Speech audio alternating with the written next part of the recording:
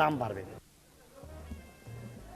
মতিঝিল এলাকায় চাকুরিজীবী ও ব্যবসায়ীদের জন্য যেমন বিভিন্ন প্রকারের খাবারের ব্যবস্থা রয়েছে, তেমনি স্কুল, কলেজ, বিশ্ববিদ্যালয় ও তরুণ সমাজের কাছে দারুণ জনপ্রিয় ঢাকার চাংখারপুলে অবস্থিত নীরব হোটেল। হোটেলটির নাম নীরব হলেও বাস্তবিক অর্থে দারুণ সরব। প্রতিদিন অসংখ্য মানুষ এই হোটেলে আসেন।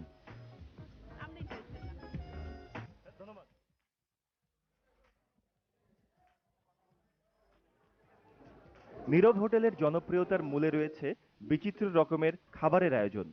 প্রায় ১৩ থেকে ১৪ প্রকারের নানা ধরনের তরকারি ও মাছের ভর্তা এবং ভাজি এই হোটেলের প্রধান আকর্ষণ।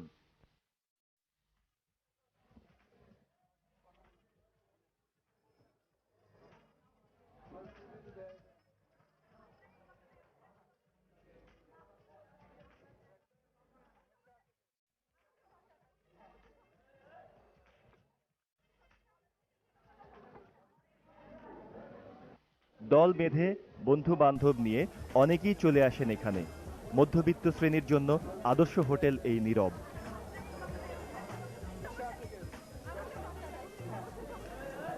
সব ধরনের সবজি, ভর্তা, যেটা এক এক ধরনের এক এক ডিস্ট্রিক্ট এক এক রকম ল্যাঙ্গুয়েজে বলে, সেগুলো সবই এখানে পাওয়া যায়, যার জন্য সবাই ভিড় করে, পুরানো দিনকে ফিরে আনতে চায় আর কি।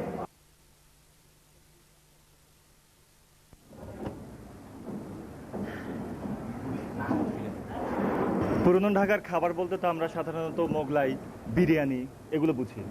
তো ভর্তা ভাজি দিয়ে একটি হোটেল চালানোর পেছনে কি উদ্দেশ্য কাজ করেছে? ভর্তাবাজি দিয়ে একটা হোটেল চালানোর পিছনের উদ্দেশ্য হলো যে আজকাল তো মনে করেন বড় বড় হোটেল, বিভিন্ন জায়গায় বড় বড় হোটেল হচ্ছে দামি দামি খাবার। মানুষ তো দামি দামি খাবার খেতে খেতে তার একদম অন্য হয়ে গেছে। তো মানুষ তো রুচির একটা পরিবর্তন আছে। তাই আমরা এটা আজকের থেকে না, প্রায় আজকে দীর্ঘ 35 থেকে 36 বছর যাবতই আমরা এটা প্রতিষ্ঠা হয়েছে।